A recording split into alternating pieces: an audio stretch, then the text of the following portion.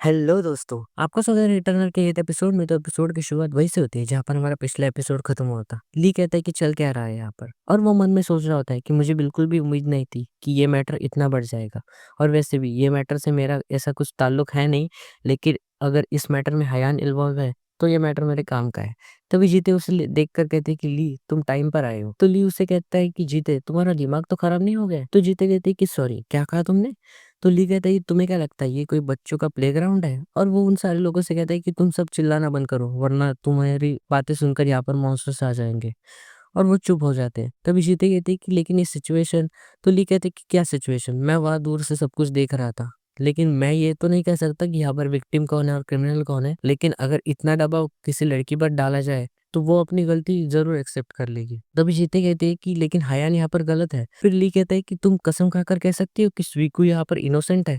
तभी जीते चुप हो जाती है और ली कहता है कि ऑफ कोर्स तुम नहीं कह सकती, क्योंकि तुम जितना कर सकती थी उतना तुमने किया। और वो उन सारे लड़कों से कहता है कि तुम यहाँ पर जो गैंगिंग अप करके इसको ब्लेम कर रहे हो, अगर किम यहाँ पर होता तो मुझे नहीं लगता उसे ये बिल्कुल पसंद आता। और फिर ली अपने हयान के पास आता है और कहता है कि कुछ भी हो जाए हयान यहाँ पर गलत नहीं है। और मन में सोच रहा होता है कि ये चीज कहना तो बेवकूफी है, लेकिन ये कहकर मैं सारे लोगों के सामने एक हीरो की तरह खड़ा हो चुका हूँ। तभी जीते कहते हैं कि ये सब तुम इतनी यकीन से कैसे कह सकते हो? तुम तो इससे अभी अभी तो मिले हो। तो ली कहते हैं कि देखो जीते, अगर तुम अपने स्कूल में पहली बार किसी क्लासमेट से मिलती हो और उससे कहती हो कि चलो हम थोड़े से क्लोज हो जाते हैं, तो इसका क्या मतलब है कि तुम उसके साथ सो सकती हो? क्लोज होना मतलब फिजिकल होना नहीं होता। एक बार खुद इस चीज के बारे में सोच कर देखो।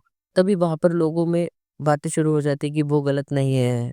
उसकी बातों से यही लग रहा था कि वो हयान को ब्लेम कर रही है, और वहां पर ली के नारे लगाना शुरू कर देते हैं। तभी हया जीते को रियलाइज हो जाता है कि यहाँ पर एक नया किंग आ चुका है जिसका नाम है गियंग ली। और तभी ली कहता है कि क्या बकवास चीज थी, छोड़ो।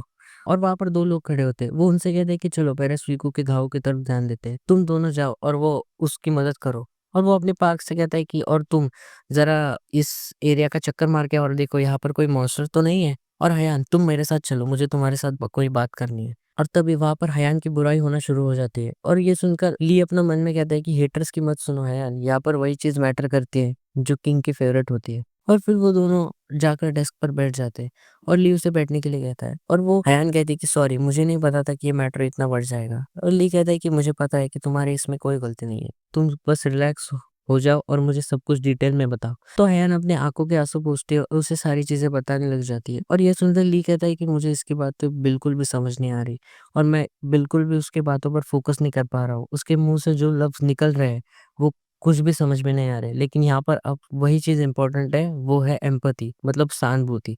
और फिर वो हयान से कहता है, ओ तो तुमने बहुत कुछ सहा है। तो हयान कहते हैं कि नहीं ऐसा कुछ नहीं है, लेकिन अब मुझे अच्छा लग रहा है, और तुम्हारा थैंक यू ली। तो ली कहता है कि मुझे थैंक यू करने की कोई ज़रूरत नहीं है, मैं वही चीज़ करता हूँ जो मुझे सही लगती है।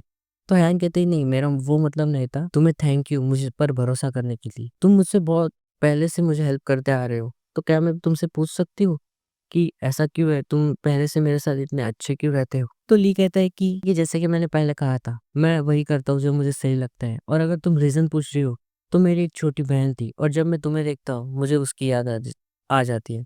और वो मन में कहता है कि ये तो एक बुलशिट लाई है, वो बेवकूफ बिल्कुल भी इसके जैसे नहीं है। लेकिन एक यंगर सिस्टर बताना एक अच्छा कीवर्ड होगा सहानुभूति के लिए। तभी हयान कहते हैं कि ओ सॉरी, मैंने तुम्हें उसकी याद दिला दी। तो ली कहता है कि कोई बात नहीं, लेकिन तुम्हारा क्या? तो हयान कहते हैं कि मुझे मेरी दो बड़ी बहनें थी, लेकिन वो मेरे टच में बिल्कुल भी नहीं थी। और ली कहता है और पेरेंट्स? तो हयान कहते हैं पेरेंट्स भी नहीं थे। तो ली कहता है कि ओ सेम ईयर।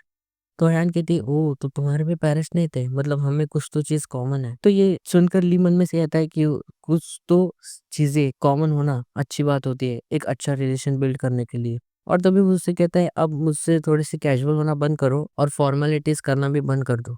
तो हयान कहती है कि ओ ठीक है, अब फॉर्मेलिटीज नहीं करूंगी। तभी हमारे लिए उस पर एक माइंड सा यूज करता है और उसके स्टैट्स देख रहा होता है। और स्टैट्स देखने के बाद वो मन में सोच रहा होता है कि इसके पास अभी तक क्लास नहीं है, मुझे इससे जल्दी से एक मेज बनाना होगा, और यही चीज मुझे उसके और क्लोज ले जाएगी। तभी वहां पर एक लड़की आ जाती है, या फिर लड़का, मुझे नहीं पता कौन आता है, हमें नहीं बताया जाता है कि वहां पर कौन आया है। और वो नॉक करते हुए कहते हैं कि क्या तुम्हारे पास 1 सेकंड है ली? और यहीं पर हमारा ये वाला एपिसोड खत्म हो जाता है। Thank you.